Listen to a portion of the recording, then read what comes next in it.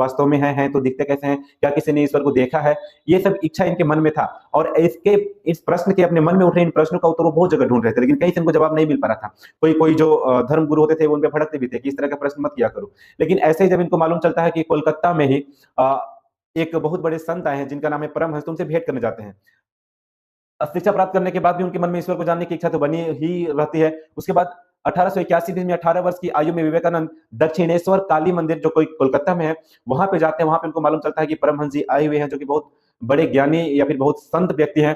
तो उनसे मिलने की उनकी इच्छा हुई, उनसे वो भेंट किए और रामकृष्ण परमहंस जी से वो मिलते हैं। मिलने के साथ उनका जो प्रश्न था वो पहला ही प्रश्न था, बिना किसी झिझक का, बिना किसी डर का, क्योंकि स्वामी विवेकानंद बहुत निडर भी माने जाते थे। तो बिना किसी डर या झिझक का सबसे पहला ही उनका प्रश्न था, क्या आपने ईश्वर को देखा है? जब रामकृष्ण परमहंस को ईश्वर के बारे में बात करते हुए सुने तो उनका पहला प्रश्न था जब उनसे मिले कि क्या आपने ईश्वर को देखा है? और वहीं पे रामकृष्ण परमहंस का उत्तर भी सटीक आता है और वो बोलते हैं हाँ, बिल्कुल स्पष्ट रूप से देखा है।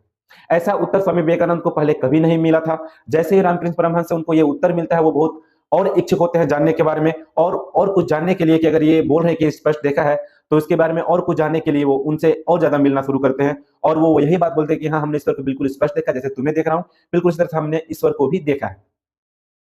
इस विश्वासपूर्ण उत्तर से विवेकानंद प्रभावित हुए और रामकृष्ण परमहंस के प्रमुख शिष्य बन गए। उनसे शिक्षा ग्रहण करने लगे, ईश्वर के बारे में और जानने लगे और अध्ययन करने लगे और उनके परमानेंट शिष्य बन जाते हैं।